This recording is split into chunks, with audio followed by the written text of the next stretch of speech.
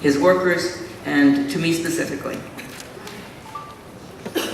Judge Laughlin was the district county judge in that area. Jim Rochester ran the La Casita Farms operation. He was a special county sheriff's deputy, and he was a justice of the peace. I'm giving you these names so that you'll know what the law enforcement looked like in that period.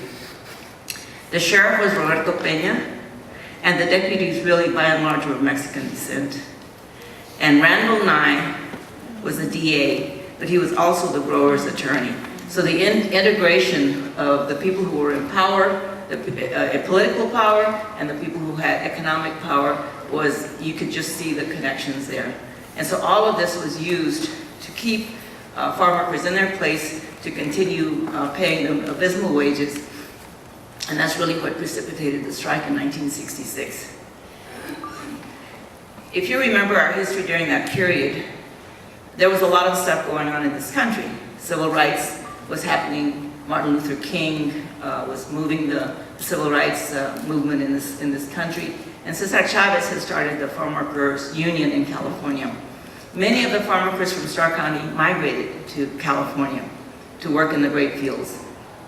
And when they came back, and seeing and hearing what Cesar was doing in California, Cesar really, this 1965 grape strike was really what started the whole movement in the Farm Workers Union. And so the farm workers who worked in California but lived in Starr County came back with that information. And they said, if they can do it in California, then certainly we can do it here. But look, this was, like I said, the poorest county in the state. These workers had no other source of employment. And when you think of the risk they took to strike against the 6 growers in that county, and if you know the geography of Starr County, it's very far from Hidalgo County, because those are where most of the agriculture is raised, Hidalgo and Cameron County. And so they were really locked into working on the local farms. On June the 1st, 1966, 1,000 farm workers, and remember, there were 17,000 people who lived in Starr County at that time. So 1/17 of the population went on strike. And they took a leap of faith. And they all said, because some are still alive. Daria Vera, who was Secretary Treasurer of the Union at that time, is still alive, and she still talks about it like it happened yesterday. So it was a leap of faith, but you know what? They said we were just sick and tired of being paid 40 cents an hour to harvest cantaloupe in the summer months. And you know how hot it gets in Rio Grande City, in Starr County.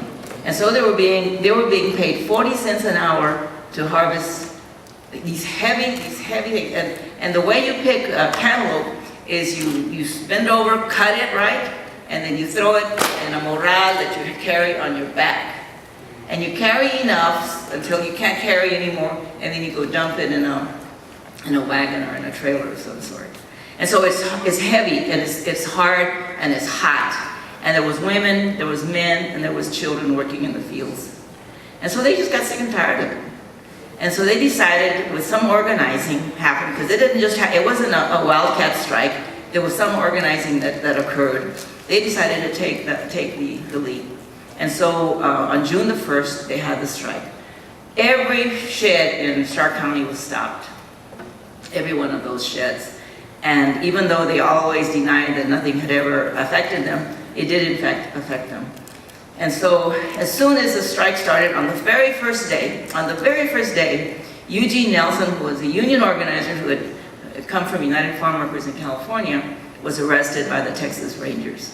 The very first day. So if that isn't the use of state power to squash the rights of people to organize, for a better situation in their lives, I don't know what it is. So they started, and we saw the picture written on the wall. I was not there, let me just say that.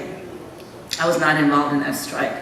But I became union director in the state of Texas in 1975 and stayed doing that for 30 years. So I know the history pretty well. So on the very first day, the Texas Rangers were there. They were assigned to pretty much destroy the union movement in Starr County and in Texas. And so that's what started, and that's what happened for the rest of the season. The season is a short season, as you know. So every day from then on, They were harassed not only by the Rangers, but by the sheriff's deputies, and also by the DA and the county court system. So every day. So by the end of the season, which was, the later part of the month of June, the farm workers decided that they had to bring their situation to the ears and eyes of the people in the state of Texas, so that it didn't get locked up in just one county.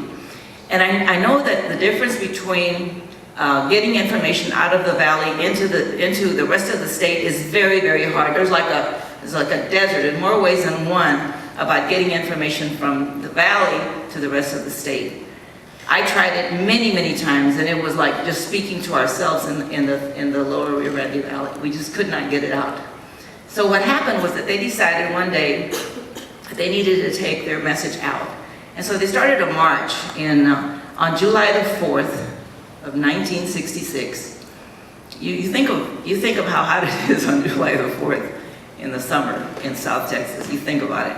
So they decided they were going to march. First of all, they went to the Shrine of Our Lady San Juan, which is what everybody does, to take their plea, to Our Lady. And when they were at the shrine, there was a lot of discussion about what they should do next. And so that's when they decided that they were going to march to Austin.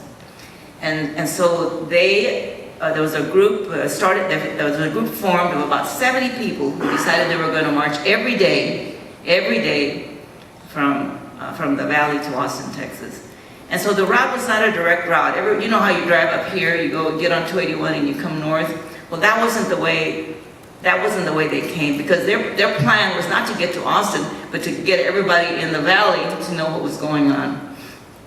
And so they walked from Rio Grande City to San Juan, and then from there they went to Weslaco. If y'all know the valley, this is the route.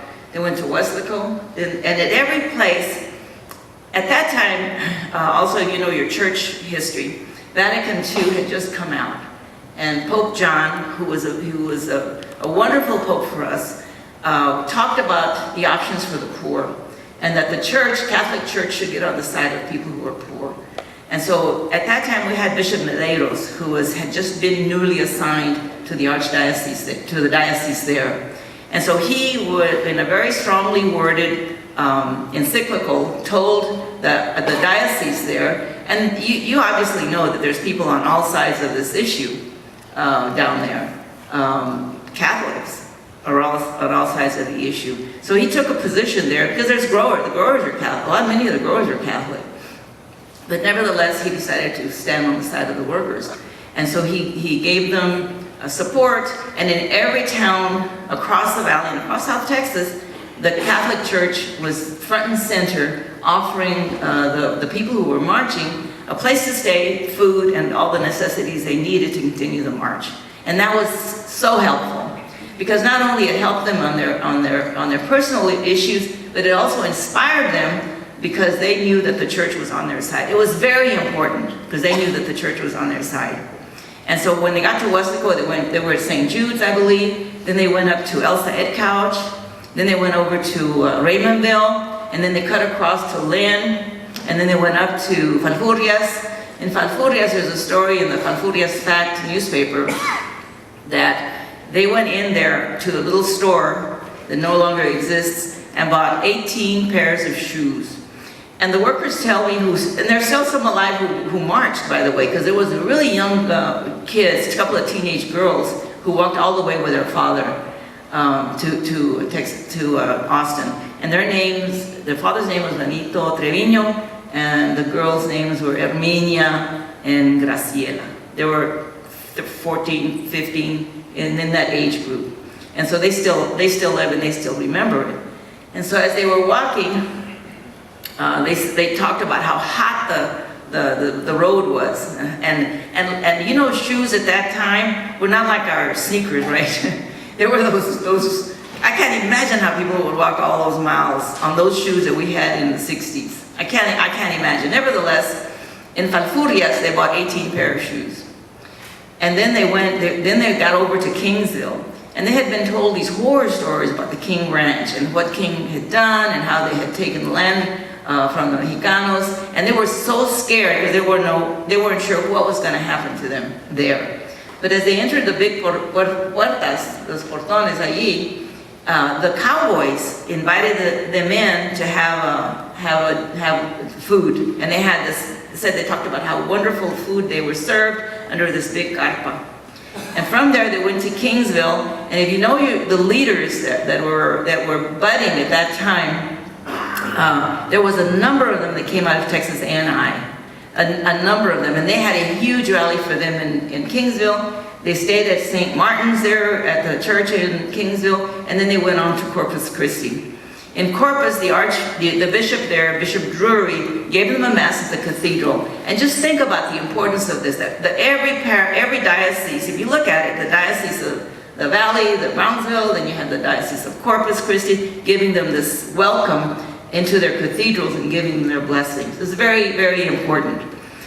But from Corpus, then it became a little different. Because I hate to say this, but you know, the Polacos live in Post and in all those little towns, you know, coming down from after Mathis, you get into Needheim, I don't know all the little towns, but they got a lot of harassment there. But nevertheless, the Mexicanos really did come out and support them. In Floresville, which is where Governor John Conley was from, not one elected official showed their face, not one. And they had this huge rally at the county courthouse in Floresville with 400 people there, raza, Mexicanos, that supported their cause. And so even though there was a split, you know, starting to see the split there between the Anglos and the Mexicanos did in fact show up. So then they came into San Antonio, and the Archbishop Lucy, if you remember him at all. Do y'all remember him? Bishop Lucy, he was wonderful. He had some problems after that, but he was a wonderful person for us, for the farm workers. And he gave them this huge welcome at the cathedral. And San Antonio actually gave him a very, very good welcome. All the parishes joined. We have pictures of nuns that were joining in the march. Really, really nice pictures. But Cheryl Smith, who was in this diocese, in San Antonio Diocese, participated, as did